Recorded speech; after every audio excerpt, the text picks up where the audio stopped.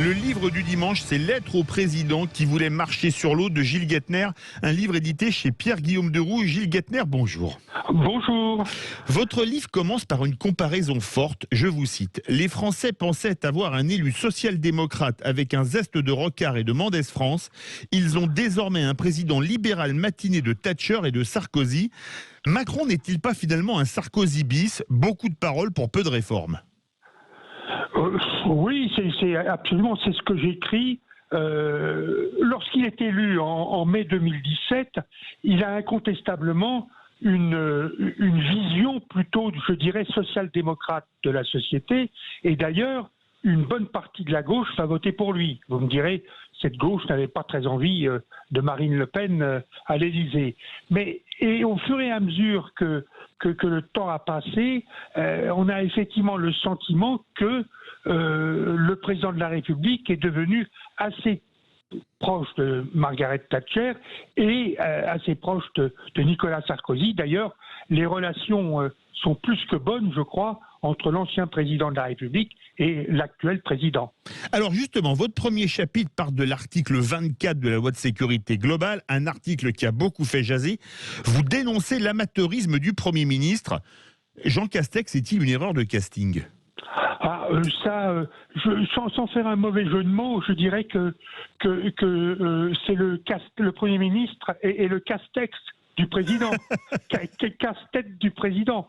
Il est sûr que visiblement, le Premier ministre a été pris au dépourvu. C'est pas un spécialiste du droit constitutionnel, c'est pas un homme politique traditionnel. Il vient de la province. Enfin, je veux pas mettre la province à l'écart, mais disons qu'il n'a pas le charme et aussi la présence d'un Édouard Philippe, par exemple, quoi.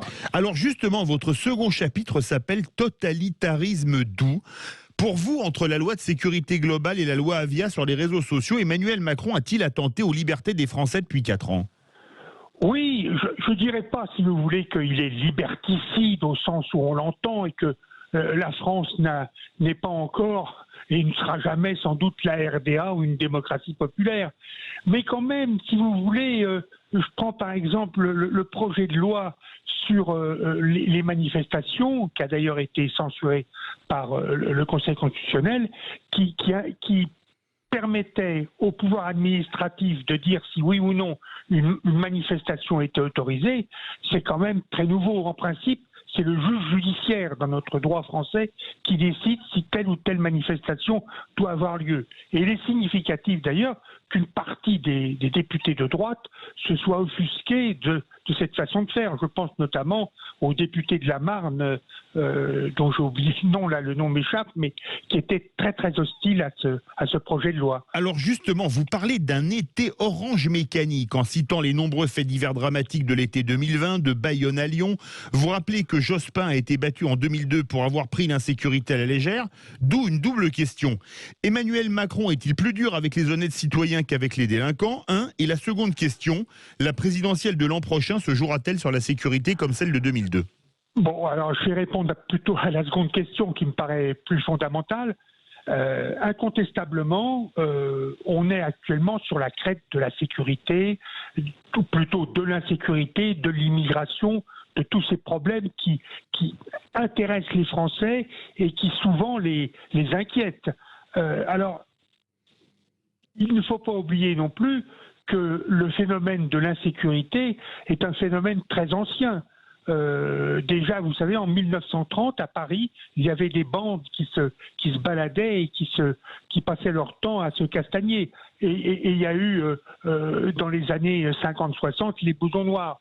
Ce qui fait peur et qui doit nous alerter, c'est que ce sont des jeunes qui sont de plus en plus jeunes et de plus en plus violents. Et visiblement, on n'a pas trop de remède pour essayer de mettre fin à cette insécurité, parce que c'est quand même... Alors, il y a le problème de la responsabilité des parents sur laquelle on pourrait gloser longtemps. Vous parlez de beaucoup de choses, laïcité et islam, l'entente impossible, comment réinventer la République, vous parlez des ratages en tout genre.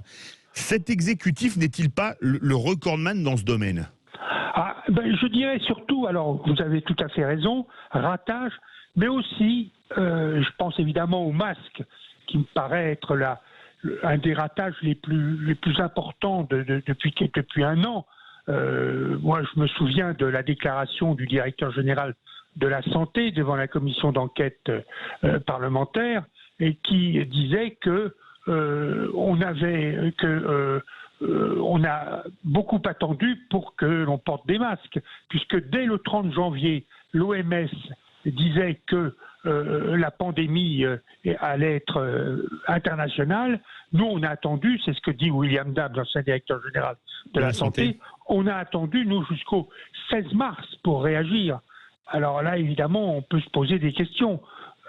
Dernière question pour une réponse courte. Emmanuel Macron peut-il être élu dans un an ? La réponse est oui, comme elle peut être non. Hein.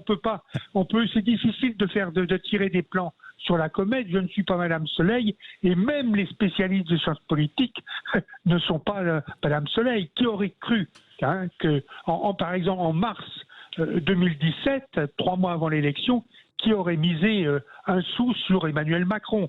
Alors attendons, parce que je crois que l'homme quand même a des ressorts. Il a des ressorts. Eh bien, merci beaucoup Gilles Guettner, auteur du livre Lettres au président qui voulait marcher sur l'eau. C'est un livre qui retrace, c'est des lettres en fait écrites au président sur ses échecs. Et c'est un très bon livre, c'est édité chez Pierre-Guillaume Deroux. Merci à vous Gilles Guettner. Bon, eh bien moi aussi, je vous dis merci.